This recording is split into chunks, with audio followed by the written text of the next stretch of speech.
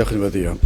Diolch yn y ti o Dduw am gyfle arall i ddod yma ger dy fron, ac i ni yn cyflwyno'n hamser i ti ac yn gofyn i ti ddod lawr i'n plith i dywallt ysbryd arnom ac i nerthu ni ddoddoli di mewn ysbryd a gwirionedd. Tyr felly trigger hawr ddim, i ni'n gofyn hyn oll trwy enw ac heiddiant ein harglwydd Iesu Grist. Amen. Y ddegfed benod. Hosea penod 10 ar adnod gyntaf. Gwynwydden wag yw Israel, fe a ddwg ffrwyth iddo ei hun, yn ôl amlder ei ffrwyth, yr amlhaodd fe a llorau, yn ôl daioni ei dir a gwneithant delwau teg, ei calon amranodd, yn awr y ceir hwy yn feus, fe a dir i lawr ei hallorau hwynt, fe a ddistriwia ei delwau. Canis yr awr hon y dywedant, nid oes i ni frenin, am nad ofnasom yr arglwydd, a pheth a wnau brenin i ni.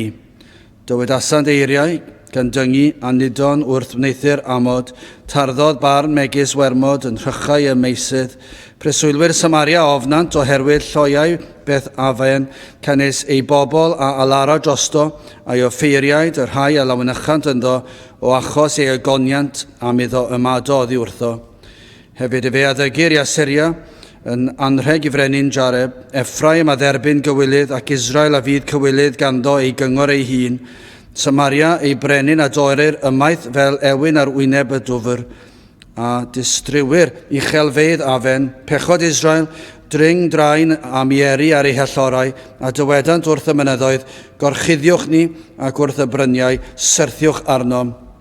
O Israel, ti a bechaist y dyddiau Gibea, yn nos afasant a'r hyfel yn Gibea yn erbyn plant anwired ni o ddiweddodd hwynt, wrth fe wyllus y cosbaf hwynt a phobl a gesglir yn ei herbyn pan ymrwymont yn ei dwy gwys.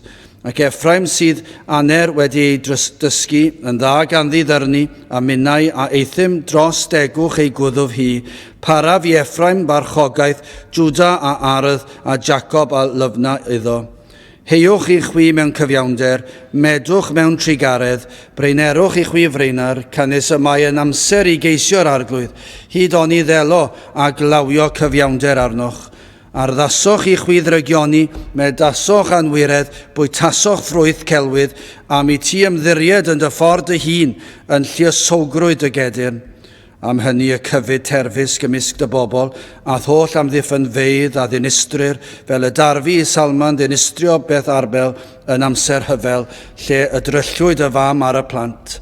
Fel hynny y gwna Bethel i chwi, am eich mawr ddrwg, gan ddifetha y difethu'r brenin Israel ar fore gwaith. Byddai bendith Duw ar ei air sanctaidd ef. Gadewch ni nawr droi at ein harglwydd mewn gweddi. Diolch yn i ti o Dduw, unwaith eto ein bod yn gallu dod ger dy fron ac yn diolch ein bod yn dod trwy enw, trwy heiddiannau dy fab a'n gwaredwr yr arglwydd Iesu Grist. Ac felly o Dduw yn dod yn sefyll, wedi'n gwisgo yn ei gyfiawnder ef, wedi'n gorchuddio'n llwyr,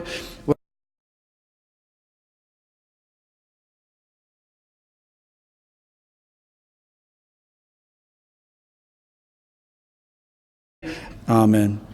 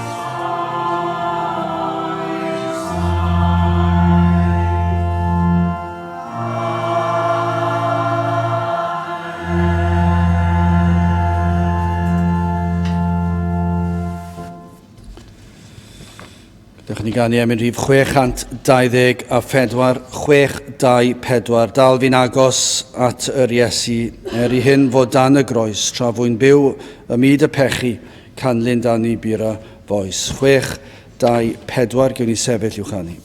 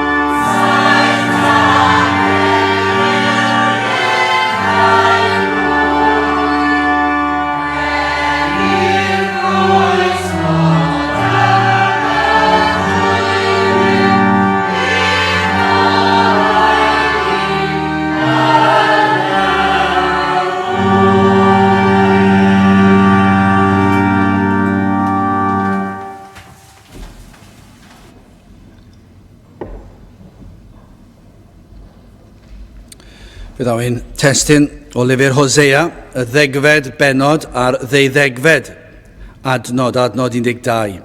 Heiwch i chwi mewn cyfiawnder, medwch mewn trigaredd, breinerwch i chwi freinar, canis y mae yn amser i geisio yr arglwydd. Hyd oni ddelo a glawio cyfiawnder arnoch. Dwi am ddechrau drwy ofyn cwestiwn i chi, beth yw y peth pwysicaf yn eich bywydau chi? Petai chi yn gorfod ysgrifennu lawr ar bapur, beth yw yr hyn sydd yn cael ei gyfrif yn bwysica yn eich bywyd chi? Mi fydda fe'n ddiddorol iawn, a falle petai ni'n gorfod aros ychydig, falle byddai'r ateb cyntaf mynd lawr, ac dwi ddim yn adlewyrchiad teg o'r hyn sydd yn eich calonau chi, ond yna beth i chi'n gwybod dylsech chi roi lawr ar bapur, ac yna chi'n rhoi dy lawr. Ond petai chi yn dweud y gwir, beth yw'r peth pwysica? Byddai amryw o atebion siŵr o fod. Ond byddai'r rhai yn dweud, gadewch i ni edrych ar y ffeithiau i weld beth sy'n bwysicaf. Falle byddwn ni'n dweud, wel, na ni ddim edrych ar y papur beth i chi wedi ysgrifennu, ond gadewch i ni wneud y braidd yn wyddonol, gadewch i ni edrych ar y ffeithiau, gadewch i ni astudio yn fwy manwl beth sydd yn bwysig yn eich bywyd chi. Petai chi'n gwneud rhyw arolwg bersonol, efallai bod ni ddim yn rhoi rhyw fath o arolwg eang cyffredinol i bawb, neu bod ni'n astudio, petai chi'n wneud yn bersonol. Mi fyddech chi'n darganfod yn weddol fuan yr hyn sydd yn cael y flaenoriaeth yn eich bywyd chi, yr hyn sydd yn bwysig yn eich bywyd chi. Ac yn sicr fyddwn ni'n darganfod yn bwysig yn eich bywyd chi, siwr o fod, ac y mywydau llawer iawn bod ein cyrff yn cael lot fawr o sylw. Mi fydd y corff ddynol yn dod yn weddol uchel lan ar y rhestr o pethau pwysica bywyd. Ar bapur mi fyddwn ni'n dweud pethau eraill, falle eisiau heddwch yn y byd, pethau felly mae pobl yn ei rhoi, ond bydd y popeth yn dod lawr i fi fy hunan yn y diwedd, siwr o fod. Pam dwi eisiau heddwch yn y byd? Achos mae'n codi dychryn arno fi, a dwi ddim eisiau trwbl i fi. Dyna'n aml iawn. Dyn ni'n poeni am y pobl yna sydd yn dioddau heddi mewn gwledydd pellach. Falle bod ni bwynt, ond mae yna rhyw ofn yna. Beth amdano fi? Beth petai hynny'n digwydd i fi? Beth sy'n mynd digwydd os maen nhw'n dod draw i'r wlad yma ac yn mynd i ymosod arno ni? Ac felly mae'n mynd i amharu ar fy mywyd i. Fyddai ddim yn gallu mwynhau fy mhleserau. Ac yn aml iawn, dyna sy'n tu cefn i'r baich a'r ofn am y pobl draw fyna, a'r pryder sydd ganddyn nhw ar eu rhan nhw. Ond y corff ddynol, fy nghorff i, sydd gan amla, petai ni'n gwneud arolwg wyddonol i weld beth sy'n bwysica yn y mywyd i, ac mi fydde rhywbeth yn ymwneud â fy nghorff i yn dod lan ar y top. Siwr o fod. Ac i brofi'r peth, mi fyddech chi'n edrych i weld faint o oriau ni'n treulio yn ddyddiol, yn gofalu am ein cyrff.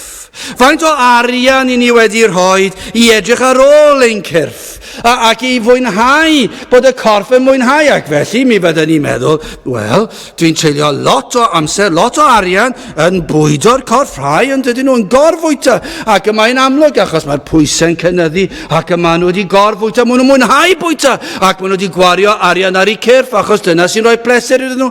Eraill, ddim yn gorfwyta, ond maen nhw'n gwario'r arian, gwario lot o arian ar y corff, yn mynd i'r siopau gorau, dwi ddim eisiau enwi'r siopau, rhag ofn fi cael ynghyddo, rhoi rhyw fath o hysbyseb, heb ganiatad i roed yr hysbyseb. Ond mi fyddech chi yn mynd, nid i'r llefydd rhad yma, ond yn mynd i'r llefydd drud, y llefydd lle mae'r bwyd yn costio tua pint yn ychwanegol. Efallai dyna beth i ni. Treulio lot o arian. Pam? Dwi eisiau cael y llysiau gorau, dwi eisiau cael y ffrwythau gorau, dwi eisiau cael y safon orau. Pam? Achos mae fy nghorff i'n bwysig.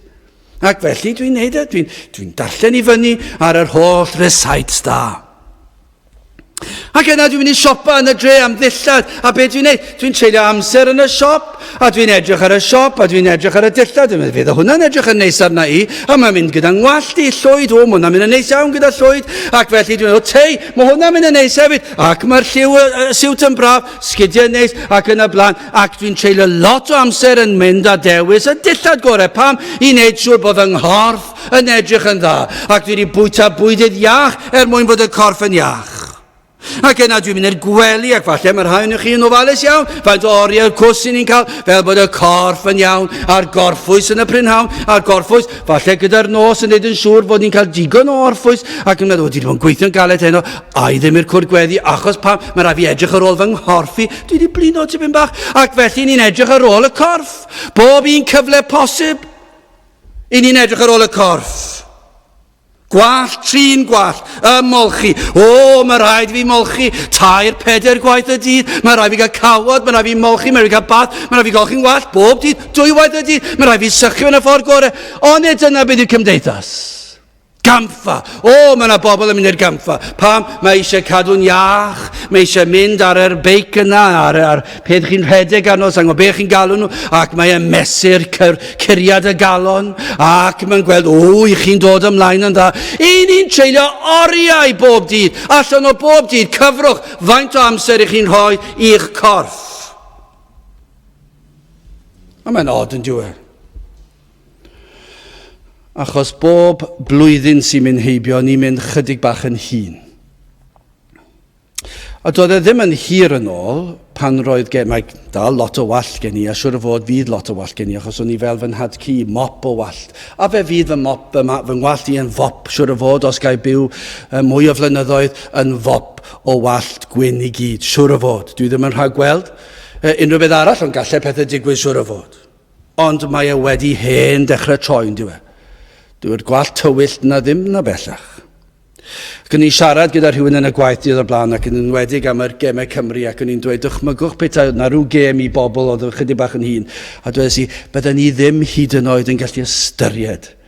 Hyd yn oed ystyried mynd allan ar gau bellach a chwarae. Sym os gen i taflu pel a cicio pel. Ond rhywun yn dod a fy'n haclo fi nawr. Dwi'n yn gwybod beth fydd yn digwydd, bydd yng nghorffi'n snapio siwr o fod. So ni ddim yn gallu meddwl, mae peth bydd rhaid cael ambulans ger llaw yn barod. Byddwn ni ddim yn gallu meddwl, ond 10 mlynedd yn ôl, falle byddwn ni wedi ystyried y peth. Ond nawr byddwn ni ddim yn ystyried y peth. Dim ond 10 mlynedd yw hwnna, mae'r corff yn hyneiddio. Ac mae pethau newid mor gloi yn dydyn, mae afiechydon yn dod i fewn. Ac y fydd y corff yn llwyr methu cyn bo hir. Ond os ni'n gweithio mas o 24 awr o bob dydd, faint o oriau ni'n treulio ar ein cyrff. Mi fyddwch chi'n meddwl yn sicr, dyna yw'r peth pwysica yn ein bywydau ni. Ond faint o bobl sydd yn treulio amser yn gofalu am yr hyn sydd yn anfarwol, am yr enaid. Faint o ofal sydd yn am yr enaid. Yr hyn sydd bwysica yw'r enaid, mae'r corff yn mynd i fyw ar y mwyaf, siwr o fod, o gwmpas canrif. Ar y mwyaf. 110 efallai, 150 yw'r hynna. Dyna'r mwyaf.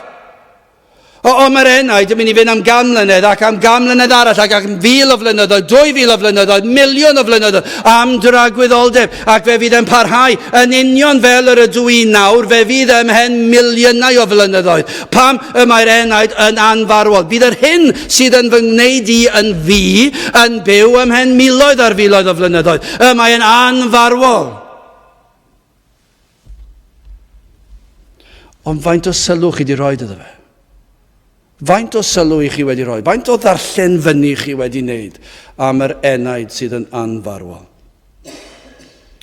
A siwr o fod, bach iawn, hyd yn oed yr rhai sydd yn proffesu, mae bach iawn, mi fyddwn ni wedi bod wir yn ofalus o'n cyrff, yn wneud yn siŵr fod ein cyrff yn iawn, bod digon o'r ffwys, digon o'r bwydydd gorau, digon o'r dillad o'r safon orau, ac eto i gyd, faint o sylw i'r enaid. Wel, yn gyntaf, hoffwn ni edrych ar y paratoi yma sydd angen ar gyfer gofal yr enaid. Yna, y ceisio y dylse'r enaid ei wneud, ac yna'n drydydd ac yn olaf, y glawio yma a fydd ar yr enaid. Wel, yn gyntaf, y paratoi. Heiwch i chwi mewn cyfiawnder, medwch mewn trigaredd, breinerwch i chwi freina'r canes y mai yn amser i geisio'r arglwydd, hyd on i ddelo a glawio cyfiawnder arnoch. Mae'r rhan helaeth o bob maes bywyd yw y paratoi, ond yw e? Unrhyw beth i ni'n ymwneud mewn bywyd, os oes na baratoad da, yna i chi'n gwybod y bydd yn well yn y pen draw. Ac pan i ni'n meddwl am yr gofal o'r tŷ nawr, ac os yn peintio stafell yn y tŷ, onid oes angen swmp o waith. Mae'r peintio yn cymryd ychydig o amser o gymharu ar holl baratoad sydd angen. Cyn hyd yn oed roi diferyn o baint ar y wal, mae angen symud y dodrefn, mae angen gorchuddio'r dodrefn, mae angen crafu'r paint oddi ar y pren, mi eisiau tynnu'r papur wal i lawr, mi eisiau llenwi'r tyllau, mi eisiau paratoi y brwsys, mi eisiau paratoi'r paint, ac yna i chi'n peintio sydd yn lot o hwyl, ond y paratoi, mae'n cymryd lot o amser, neu garddio, chi sydd yn garddwyr. I ni wedi goffod trawsnewid yr ardd oherwydd y distriw rhwng y glaw a'r cwn. Allai ddweud hyn wrthoch chi, dyna i chi waith caled. Llawer o waith i edrych ar ôl yr ardd. Oriau ac oriau o waith chwyslyd caled. Goffod tynnu'r gwreiddiau allan ac yn y blaen. Ac mwyn cael gardd sydd yn weddol bert, mae lot o waith. Chymod, wrth wneud dim byd, beth sydd yn digwydd i'r ardd? Mae hyd yn oed wrth wneud lot i'r ardd, mae e dal yn dod. I ni wedi gweithio lot yn yr ardd dros y 2-3 mlynedd diwethaf yma. Ac i ni wedi bod yn dechrau'r hanner tymor, os ni'n cofio'n iawn, dreulio ni oriau yn yr ardd, yn chwynnu, ac yn twtio, ac yn torri pethau. Ac o'n i'n neud y sylw, diar, mae'r chwyn wedi dod nôl yn y cefn. O'n i'n mynd i cael amser i fynd yna i bigo bob un lan yn unigol, ac mae'r chwyn wedi dod nôl. Ac mae'n waith caled. Mae eisiau mynd lawr rhwng yr cerrig a'r concret, mae eisiau crafu fe o'na. Ond nid wrth wneud dim byd, y mae'r ardd yn mynd yn ddiffaith. Wrth wneud dim, y mae'r chwyn yn tyfu. Ti'n rhaid fi wneud dim byd cyn bod yr ardd yn troi yn wyrdd, nid o gwyrdd dwi eisiau, y mae'n llawn chwyn. Does dim angen i chi wneud dim, y mae'r chwyn yn lluosogi ac yn tagu popeth o fewn cyrraedd. Ac mae'r chwyn yn pellgyrhaeddol, y mae chwyn drws nesaf yn dod mewn i'n gardd ni. Hyd yn yr ôl i fi chwynnu, fedrai ddim rwysio i chwyn nhw, dyn nhw ddim yn chwynnu, a mae chwyn nhw'n dod o dan y ffens ac yn tagu'r blodau dwi newydd i plannu. Mae'n pellgyrhaeddol. Mae angen gwaith. Mae angen troi'r tir. Mae angen paratoi'r tir. Mae angen cael gwared ar y chwyn cyn gellir gwneud dim byd yn yr ardd. Dyma yw'r un darlun yn ysbrydol. Os ydych chi am fwynhau bendithion yr engfengil, mae angen ymdrech, mae angen paratoi, mae angen ceisio fel ni'n gweld fan hyn. Ond os am fod yn golledig, mae'r cyngor yn hawdd. Mae'r cyfarwyddiadau yn syml. Chi roed i darllen cyfarwyddiadau, a os ych chi wedi prynu rhywbeth o'r siopau mawr yma sydd yn gwneud celfi, a falle ambell un, dim geiriau ydyn nhw, mae'n cymryd i hanner awr, i chi weithio'r lluniau mas, ac unwaith chi'n deall, a chi'n trial gweithio mas beth sydd eisiau gwneud, a mae'n oce. Ond mae lot o gyfarwyddiadau, mae eisiau gradd yn y pwnc i gallu deall y cyfarwyddyd fel i wneud e. Chi'n gwybod beth yw'r cyfarwyddyd ar fod yn golledig? Yr un yw'r cyfarwyddyd ar fod yn golledig ac yw ei cael ar gardd llawn o chwyn. Gwnewch dim byd. Eisteddwch yna yn y capel hyd yn oed, neu peidiwch a boddran dod i'r capel, arhoswch gatre, sil ar ôl sil, eisteddwch o flaen y teledu, a gwyliwch y sothach sydd ar y teledu, a gwyliwch y gemau neu be bynnag sy'n mlaen. Dyna beth sy'n eisiau gwneud? Sdim eisiau gwneud dim byd. Os ych chi'n dod i'r capel, eisteddwch fyna, a peidiwch gwneud proffes, peidiwch a gwrando, a switchwch bant, trowch y bant, peidiwch a gwrando ar gair mae pregethwr yn ei ddweud. Ac hyd yn os chi'n gwrando, peidiwch a da chi ac ymateb. Sdim angen i chi wneud dim, achos dyna beth sydd eisiau bod yn golledig. Sdim ymdrech o gwbl, achos mae pob un a aned yn cael ei geni ar y llwybr sydd yn arwain i ddistryw. Dyna beth mae gair Duw yn dweud, ac yr union yr un peth, a ceiau ar ôl ceiau, o erddi ac o wyrddni, mae'r chwyn yn tyfu yn ddi-drafferth, ac yn tagu'r bywyd allan o bob un planhigyn byw. A dyna beth sydd eisiau chi wneud, os i chi am bod yn golledig, arhoswch ar y llwybr yr ydych chi arni, esgelyswch eich enaid.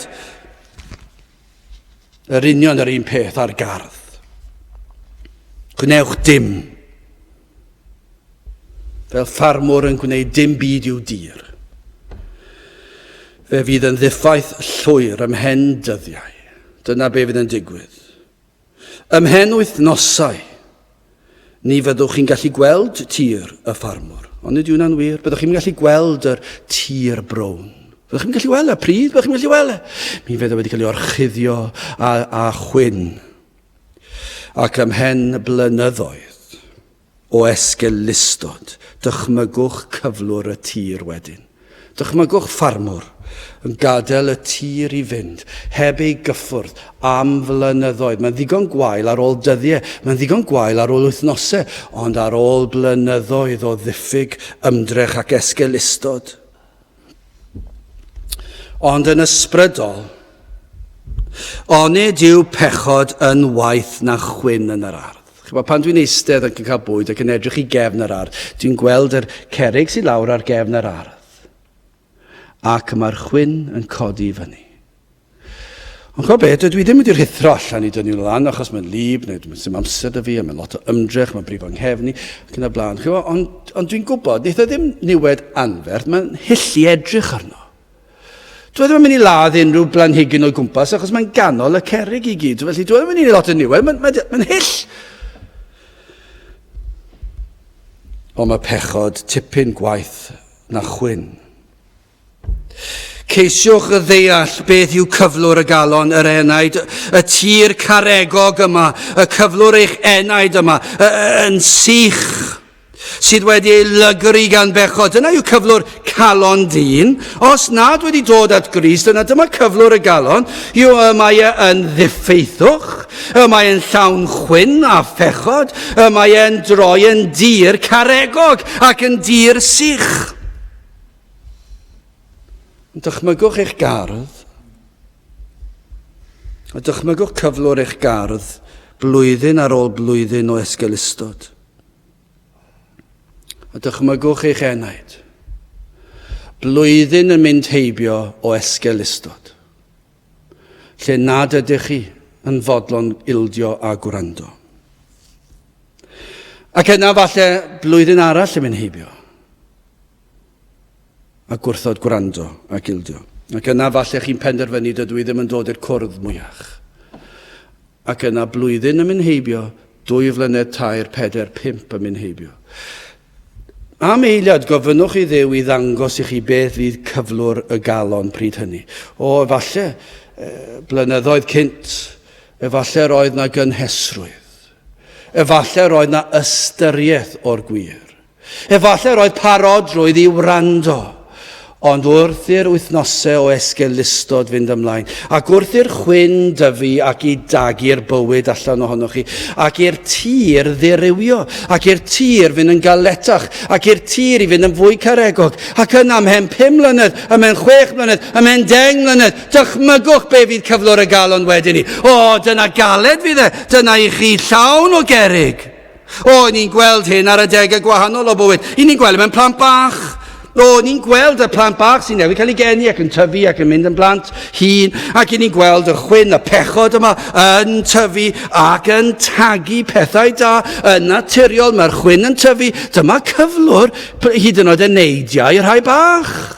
Ac I chi'n gweld y chwyn yn tyfu, I chi'n gweld y lanwad ffrindiau yn yr ysgol, I chi'n gweld y lanwad yr hyn maen nhw'n glywed a'i weld ar y teledu, ac ar y radio, ac yn y strydoedd, ac yn y siopau. I chi'n ei weld y ffasiwn, I chi'n gweld y lanwad ffasiwn ar y plant, ac chi'n gweld beth sy'n digwydd. Mae'r chwyn yn tyfu, efallai chwyn, pechod ffasiwn, ac mae'r ffasiwn efallai'n anfoesol. Ond I chi'n gweld mae'r chwyn yma'n dechrau tyfu, ac mae'n temtio'r rhai bach, ac mae'r plant yn tyfu trwy harddegau, ac mae'n cael gafel arnyn nhw, ac mae'n gwasgu'r bywyd allan ohonyn nhw, ac mae'r tir yn mynd yn galetach, ac wrth nhw fynd yn hun yn ei harddegau. O, I chi'n gweld y broblem yn cynyddu.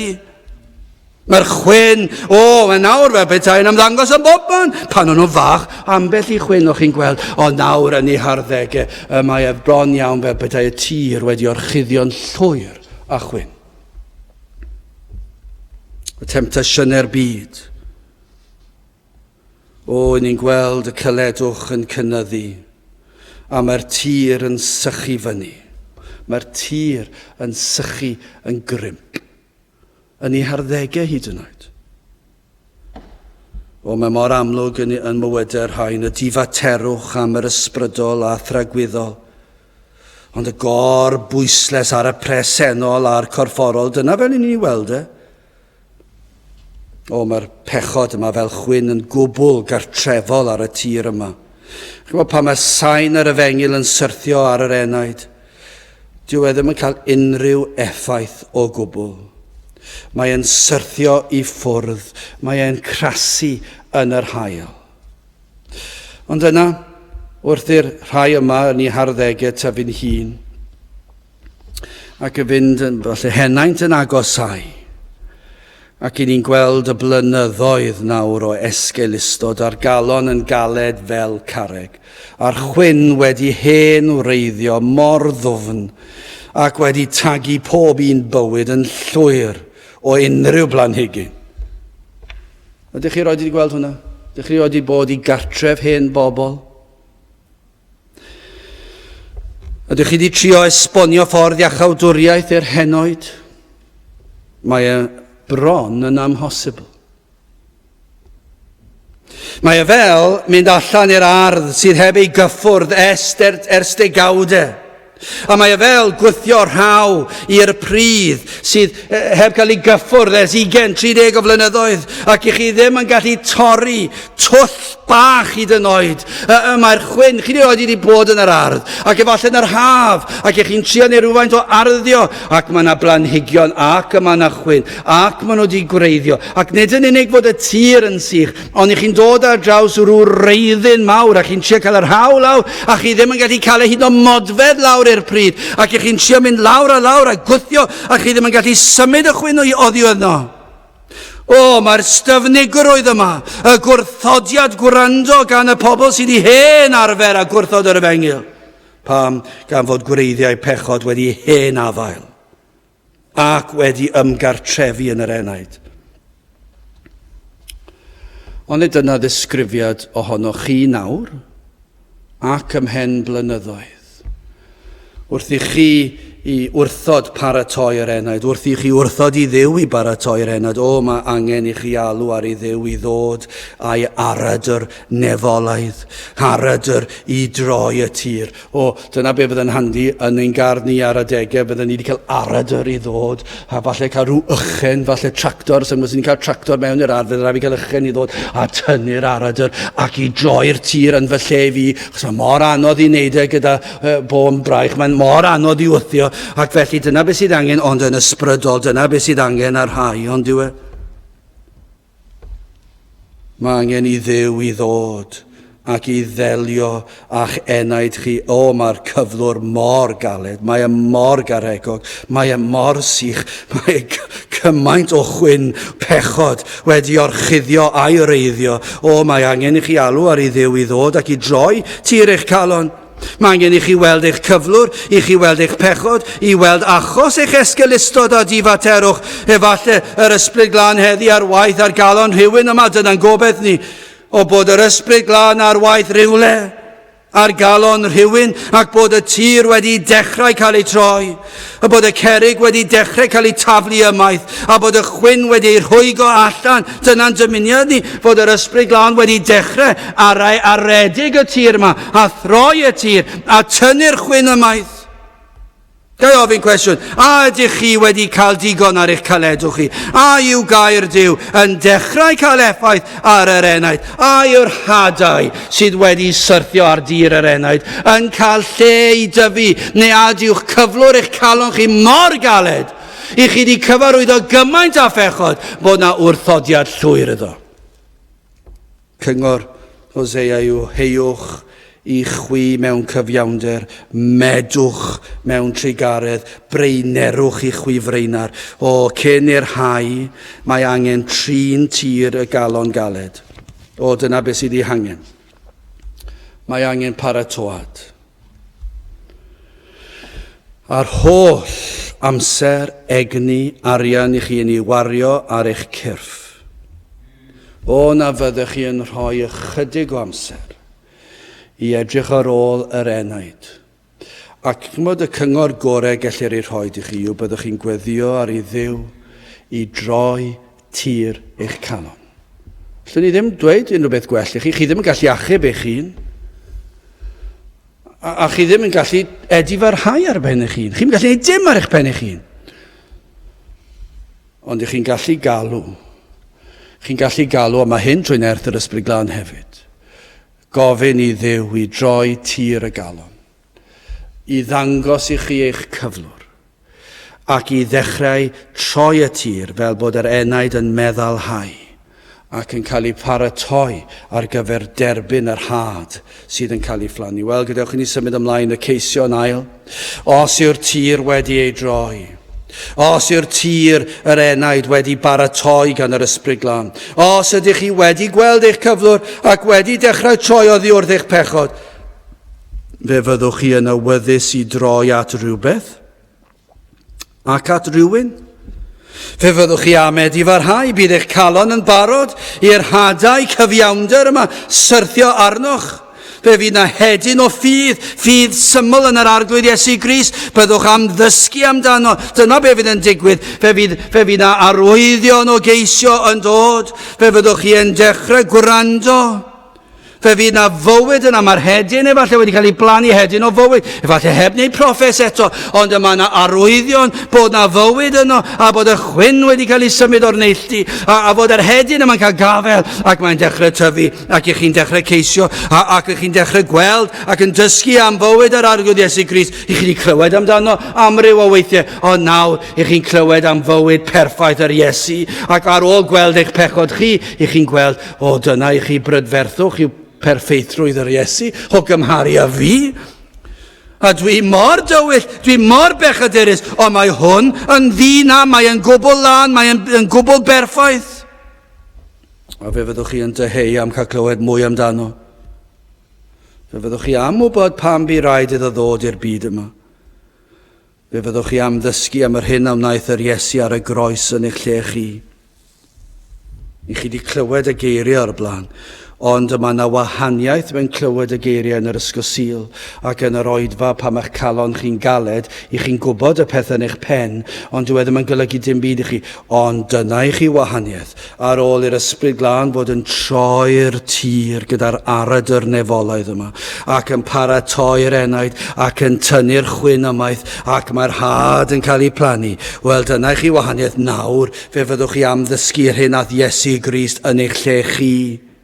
Ac iddo gymeryd y gosb, y digofaint y tad yn cael ei dywall arno ef, ac yna wrth i chi weld ei waed yn llifo, ei fod e wedi gweidi drosoch chi, a'i fod wedi marw a wedi cymryd y gosb a gweidi mwyn i chi cael eich golchi'n lan, ac i chi'n gweld mae'n berthnasol bellach i chi. Ac yna i chi am ddysgu am ei atgyfodiad, ac i chi'n sylweddolion ni'n gwybod bod e wedi atgyfodi, chi wedi clywed nawr blaen, ond nawr bod yr enaid wedi baratoi, i chi'n deall, mae hyn yn dangos fod yr Iesu wedi ennill y frwydr, a'i fod yn fuddugolaethus, ei wedi concro Satan, ac wedi concro pechod ar bedd. Dyna i chi olygfa hyfryd, yw enaid sydd wedi ei pharatoi, ac yna gweld yr hadau cyfiawnder yn syrthio ar dir y galon. O, dyna i chi fraint byddech y gweld hynny.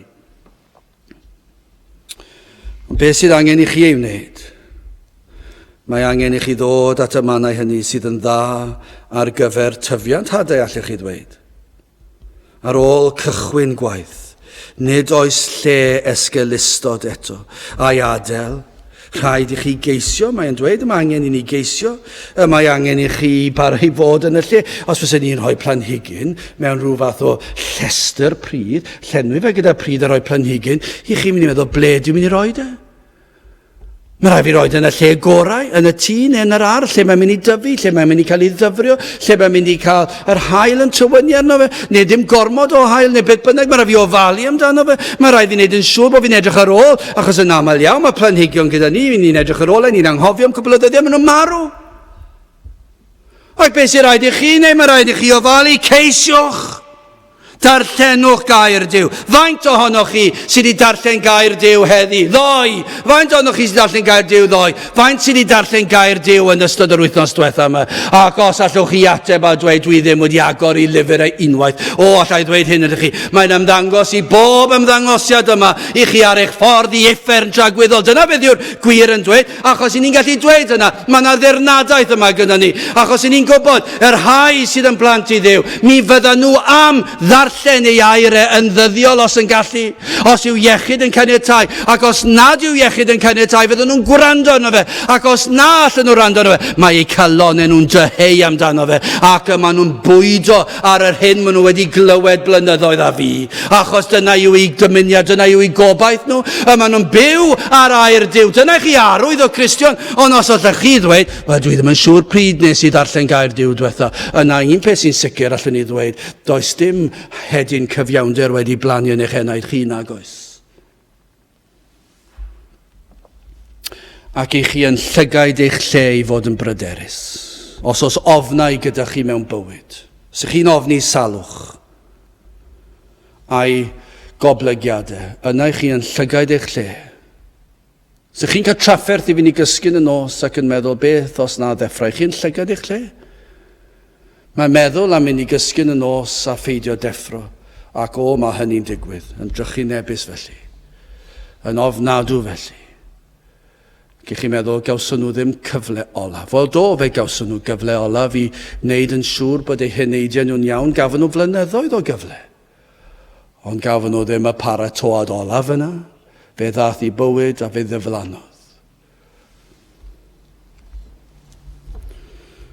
Ond dyna i chi olygfa hyfryd i gweld enaid sydd wedi pharatoi, sydd yn dechrau ceisio, ac yn darllen gair Duw, ac yn gwrando ar air Duw. Mae yna wahaniaeth, yr enaid sydd wedi ei throi, wedi ei pharatoi gan yr Ysbryd Glân. Maen nhw'n gwrando nawr. Mae bob rhagfarn wedi mynd o'r neilltu. Mae'n rhwydd yn diwedd dod i'r oedfa'n llawn rhagfarnau. Rhagfarnau yn erbyn y sil, rhagfarnau yn erbyn y pregethwr, rhagfarnau yn erbyn y capel, yn erbyn beth bynnag yw.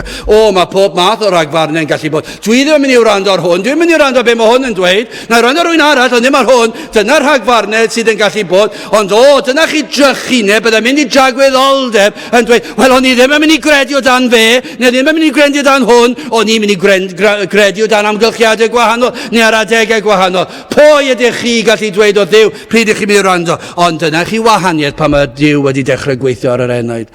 Maen nhw'n gwrando. Rhagfarnau yn mynd o'r neilltu.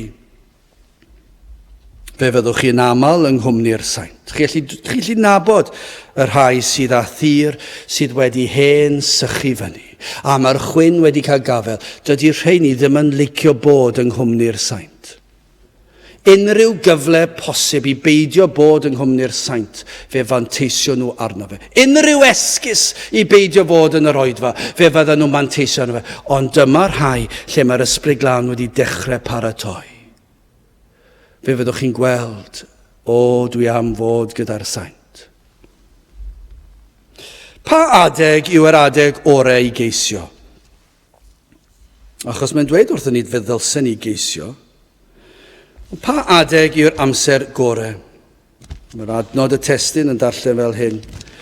Heiwch i chwi mewn cyfiawnder, medwch mewn trigaredd, breinerwch i chwi freina'r canis, y mae yn amser i chi geisio'r arglwydd. Pryd yw'r amser gorau i geisio? Wel, yn sicr nawr yw'r amser gorau, yn amlwg hynny y presennol.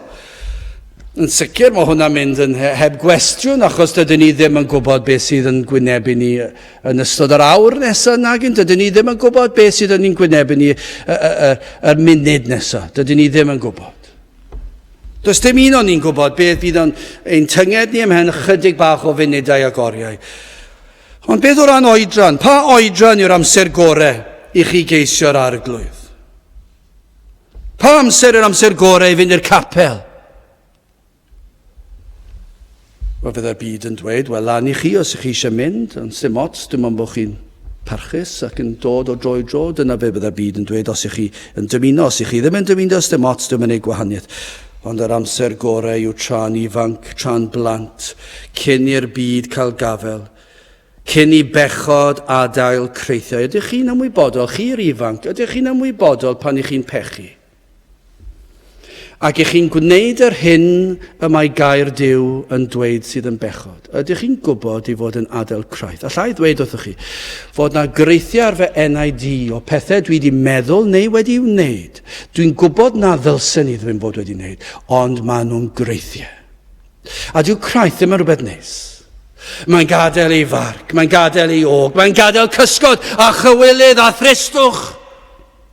Ac felly pan i chi'n camu allan i'r byd ac yn ymwneud â'r byd ac yn ymrofi ar byd, mae bob un o'r rhain yn gadael ei marciau ac yn gadael ei creithiau ac yn gadael ei hôl ac mae'n gadael ei hôl pan yn dod i gredu fe fydd Duw yn maddau'r cyfan, ni'n gwybod hynny. Mae'r creithiau dal yno. Mae'n lleddfu ar y brywiau. Mae Satan yn un da i ddod i atgoffa chi am eich pechodau chi. Pryd yw'r amser gorau i ddod yn Gristion? Tra'n blant, cyn i chi fynd i'r byd, cyn i'r byd cael gafel arno chi, cyn i chi ymwneud â'r byd, cyn bod eich cof yn cael ei lygru gan eich pechodau chi. Dyna chi fraint i ddod i gredu tra'n blant, achos eich chi ddim wedi mentro mewn i'r pethau hynny sydd yn mynd i fod ar eich meddwl chi, ar eich cof chi, gweddill eich bywyd chi. Ac fyddwch chi'n dweud, o na fydden ni wedi peidio gwneud hynny. Mae Spurgeon yn dweud, o sut y mae yn fendith ychwanegol i'r sawl a chibir cyn profi pechodau a agored y byd. Mae Spurgeon yn llawenhau fod Duw yn ei ras wedi achub e tra'n ifanc, cyn ei fod e wedi cael ei ddylanwadu gan bechodau agored. Does dim cwestiwn pa bryd yw'r adeg orau i geisio. Nawr, chi sydd yn ifanc tra'n ifanc, ond os ydych yn heneiddio, ac yn naturiol nad oes llawer o amser ar ôl ar y ddaear, prysur agosau yw y dydd pan y camwch o fyd amser i fi tragwyddol.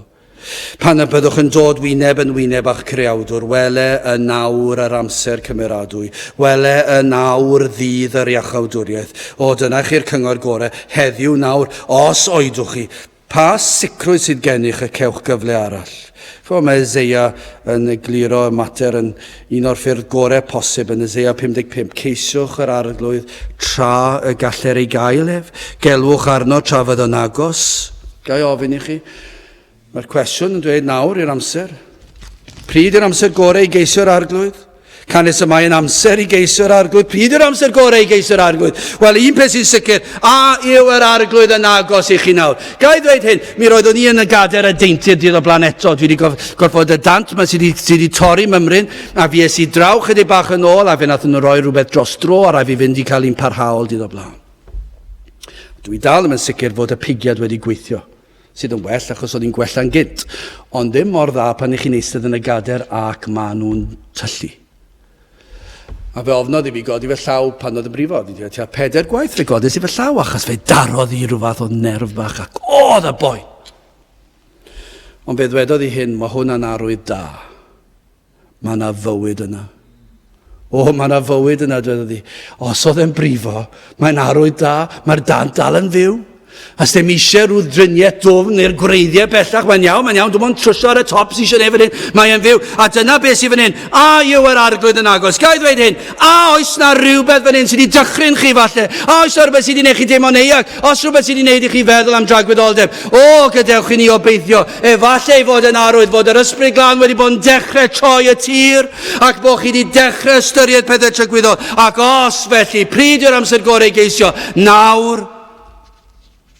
Oes na arwyddion bod eich calon yn meddalhau, yna ceisiwch ar arglwydd tra fod y tir wedi cael ei feddalhau, gan ei fod yn agos. Dyna chi gyfle, mae yn agos. Yw yr ysbryd yn agos atoch chi heddi?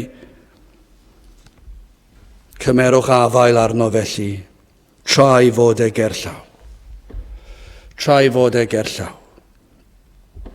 Fel y dywed Paul, nawr, heddiw, fe ddaw yr un drwg a sibrwd pob math o ddadleuon pam na ddylech chi geisio. Fe fydd yr un drwg yn dweud, chi'n rhy ifanc i geisio'r arglwydd. Chi'n rhy ifanc, mae'r bywyd o'ch blaen chi. Chi ddim wedi profi'r byd yn ei lawnder eto. Peidiwch â mentro to, peidiwch â rhoi rhyw fath o addewid bod chi'n mynd i geisio nawr. Achos mae eisiau chi brofi, mae eisiau chi cadw'r opsiynau'n agored, a mae eisiau chi wneud yn siŵr bod chi'n cael blas ar pob math o bechodau. Dyna be fydd yr un drwg yn dweud wrthoch chi?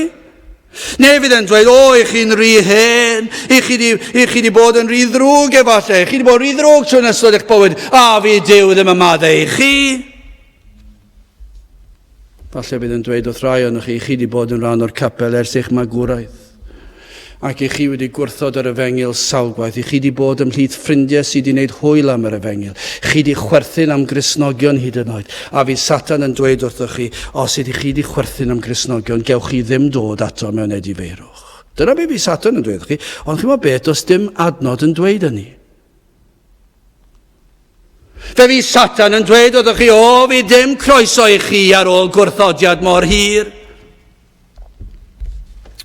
Ond oedd fedrwn ni pregethu yn ysgrythurol a dweud wrthoch chi hyn, pryd yw'r amser gorau i geisio, os yw'r enaid nawr yn dechrau meddalhau Os oes na bryder, os oes na rhyw boen yn yr enaid yn y cydwybod wedi bod fel yng Nghader y Deintydd.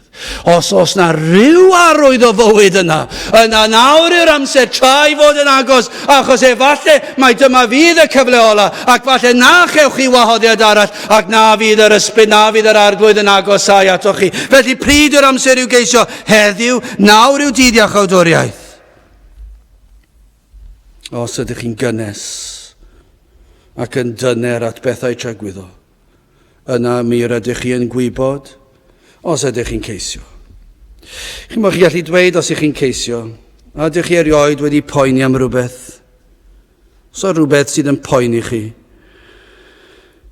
Ac pan ych chi'n poeni am rhywbeth, chi'n gorfod parhau a bywyd, yn dydych chi'n gorfod deffro yn y bore, ac falle chi'n deffro ac yn cofio amdano fe, ac mae'n dod â chi lawr tipyn bach, a chi'n poeni amdano fe. Wedyn chi'n gorfod mynd i'r gwaith, a chi'n neud eich gwaith, a chi'n anghofio amdano fe am chydig, ac yna mae yna rhyw saib yn y gwaith, a mae yna rhywbeth sy'n atgoffa chi, a chi'n dechrau poeni eto, a mae'ch calon chi'n suddo tipyn bach. Ac yna mae rhywun yn dod mewn ac yn gofyn rhywbeth i chi'n cario ymlaen da'r gwaith, ac yna mae yna rhyw saib arall, a chi'n cofio eto amdano fe. A ddim yn cymryd lot i atgoffa chi, mae'n dod nôl yn reit aml, ond chi'n meddwl amdano fe trwy'r dydd, achos chi'n poeni amdano fe, mae'n dod nôl tro, achos chi'n poeni amdano fe. Wel, rhywbeth tebyg fysa ni'n tybio yw rhywun sy'n ceisio. Chi'n gwybod pan ych chi'n ceisio. Falle bod chi ddim yn meddwl amdano fe trwy'r dydd, achos mae rai cario ymlaen dy bywyd, a chi'n mynd i'r gwaith, mae yna saib, ac chi'n meddwl, na fydden ni'n agos at yr arglwydd, na fydden ni'n gwybod fod mae'n mhechodau wedi fadde, na allan ni gael sicrwydd o iachawdwriaeth tragweddol, ac mae'n dod nôl, a chi'n cario ymlaen dy gwaith, yna chi'n cyrraedd gartre, ac mae yna rhywbeth yn achosi chi. Falle bod chi'n meddwl beth chi wedi clywed am rhyw ddamwain car, a chi'n meddwl beth petai fi oedd yr un yn y ddamwain hynny. Chi wedi gyrru ar hyd y strydoedd a gweld blodau ar hyd y stryd. Dych chi roed wedi meddwl beth petai yn fi? Beth petai fi oedd yr un? Oedd yno'n gyrru'r car a bod rhywun yn goddi weddyd ac yn dod ben i'r car ac yn lladd ni'n sydd. Beth petai yn fi? Beth petai yn fi? O'n i'n mynd i America yn ddiweddar yn yr awyren, a petai un o'r awyrennau yma sydd yn mynd lawr. Petai ni yn yr awyren honno yn mynd i lawr. Beth petai yn fi? Sut byddech chi'n teimlo? Pryd dylech chi geisio? Chi'n gwybod pan ych chi'n ceisio. Pan mae'r meddyliau hyn yn wastad arnoch chi.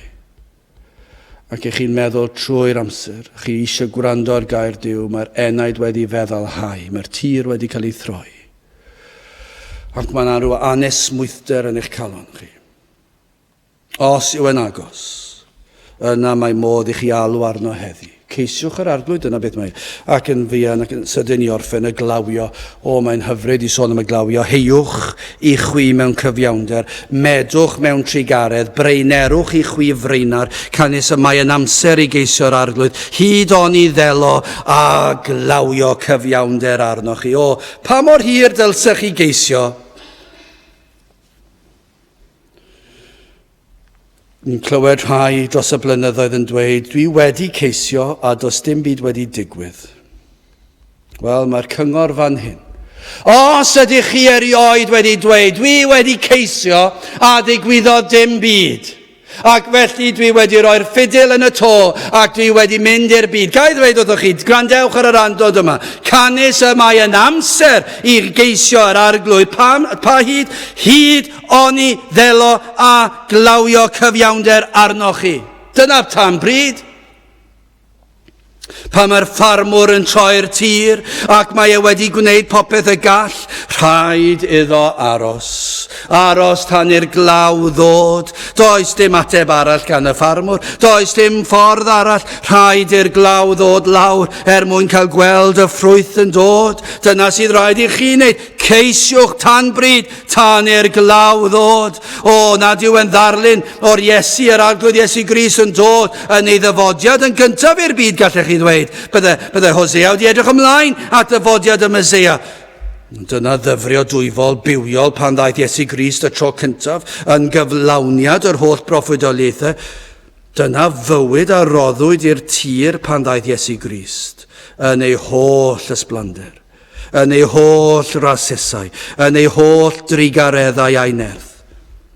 Ond hefyd gellir dweud o'r adnod yma, mae'n ddarlun o Iesu Grist yn dod atoch chi yn unigol ac yn bersonol yn glawio cyfiawnder arnoch chi. Chi sydd yn sychedig oherwydd bod eich calon yn sych ac yn galed, hyd yn oed yn grasboeth, yn ddiffaith, mae eich enaid yn ddiffeithwch. Ond efallai bod yr ysbryd glân wedi dechrau troi'r tir. Wel, ceisiwch tan i law ddod i lawr o'r nefoedd. Chi sydd yn sychedig, ceisiwch tan iddo ddod a thorri eich sychyd wrth iddo roi'r dyfroedd bywiol i chi. Dyna chi law, dyna chi law adfywiol, daw ei gyfiawnder drosoch chi, ei glogin cyfiawnder, ei berffeithrwydd, yr hyn a wnaeth trwy gadw'r ddeddf yn ein lle, mae yn ei roi i ni fel betaw ni wedi byw y bywyd perffaith. Dyna chi ryddhad i'r enaid sydd yn sych i weld y fath ddarpariaeth. Rhywbeth na all byth ei gyflawni. O, fe lawia heddwch cydwybod arnoch chi. Fe fydd y glaw yma yn llwyr adfywiol. Fe fydd yn rhoi cyfiawnder Crist i chi. Fe fydd yn rhoi heddwch cydwybod i chi. Heddwch a Duw. Fe lawia bywyd ysbrydol a thragwyddol arnoch chi. O, fe fydd y bywyd yma ynoch chi yn tyfu i dragwyddoldeb. Fe bentyra bendithion arnoch chi. O, pan fydd yn glawio. O, mae'r dŵr yma, mae'r glaw yma, mae'r dŵr yma yn cyrraedd pob twll a chornel. Fe ddaw y glaw yma delio gyda'ch holl anghenion. Fe gewch y nerth, yr rhodd i ymddiried yng Nghrist, ac i gredu a phwyso arnoch. O, fe fyddwch chi'n gyfiawn ger bron y tad, a hyn trwy rinweddau'r mab yr arglwydd Iesu Grist. Dydyn ni ddim wedi cael y profiad yn aml o gyfnod hir yn ein gwlad ni o boethder ac o sychder. Ond i ni'n gallu dychmygu wythnosau o hael tanbaid a gwres llethol ac yna rhyw ddydd i'r glaw ddod. O, dyna wahaniaeth i'r ardd i fe. Fi'n siŵr bod ffermwyr yn falch pan mae'r hael yn dod. Maen nhw'n ddigon balch i weld diwrnod braf, ond os maen nhw'n cael wythnos, bythefnos, mis, deufis o sychder, o, mae'r ffarmwr yn dechrau pryderu ac yna rhyw ddydd mae'r glaw yn dod lawr. Dwi'n siŵr bod y ffarmwr yn mynd allan ac yn dweud, o, diolch, mae'r glaw wedi dod ac mae'r tir yn bywhau. Ond dyw hwn ddim byd i gymharu ar enaid sydd wedi ei baratoi ac yn dyheu ac yn ceisio iachawdwriaeth ac yna rhyw ddydd, efallai rhyw oedfa. Falle rhyw oedfa prynhawn sul, falle oedfa bore sul, falle oedfa nos sul, falle yn ystod y cwrgweddi, falle'r oedfa pobl ifanc, falle hyd yn o'n nos Wener nesaf oedfa bregethu'r ifanc, falle un o'r rheini fel, falle fydd y gytre tra bod chi wedi mynd gytre, ac ystyried yr hyn i chi wedi glywed, ac yna chi'n agor gair Duw, ac yna mae yna adnod yn dod. Ac yn sydyn iawn mae'r glaw yn dod i lawr. Ac mae e'n tywall drosdoch chi. Nes eich bod yn socian yn y glawiad o gyfiawnder Crist. Medwch mewn trigaredd. O, cewch y tu hwnt i'ch dychymyg. Cewch y fath lonyddwch a'r fath lawenydd. O, mae yn delio ni yn ei drigaredd, nid yn ôl ein heiddiant, nid yn ôl ein cyfiawnder ni, ond yn ôl ei drigaredd. Ac fe fyddwch chi yno ac yn meddwl, wel, doeddwn ni ddim yn gallu dychmygu'r fath beth, ond nawr fe ddaeth llawenydd iachawdwriaeth i mi wrth i'r glaw o'r nef syrthio. Pryd yw'r amser gorau i geisio? Nawr, tan bryd. Fedrai ddim ateb hynny, yr unig ateb sydd gen i tan i'r glaw ddod i lawr. Mae hynny yn nwylo Duw, ond eich cyfrifoldeb chi yw ceisio. Ac i chi'n gwybod i'r sawl a ddaw ato na fydd e'n gwrthod yr un enaid. Mae yna addewidion gyda ni. Os dewch chi ato fe, wneith e ddim eich troi chi ffwrdd. Heiwch i chwi mewn cyfiawnder, medwch mewn trigaredd, breinerwch i chwi freinar, canis y mai yn amser i geisio'r arglwydd, hyd o'n i ddelo a glawio cyfiawnder arnoch. Gadewch i ni weddio. O Dduw, i ni yn diolch am dy ras a trigaredd ac yn gweddio y byd ysbryd ar waith yn paratoi enaid, eneidiau hyd yn oed, ac y byddwn ni yn cael gweld yr glawiad nefolaidd yma, lle bydd cyfiawnder Crist yn dod i lawr, ac y bydd na rai yn dod ac yn llawenhau cyn diwedd y dydd. Te'r gweithio i'r clod i'th enw, ni'n gofyn hyn o trwy enw ac heidiant ein harglwydd Iesu Grist. Amen. Dewch i ni orffen ein gwasanaeth trwy ganu'r emyn rhif 288, 288, mi glywaf dyne'r lais yn galw arna fi i ddod a golchi meiau i gyd yn afon Calfari. 288 gen i sefyll i'w chanu.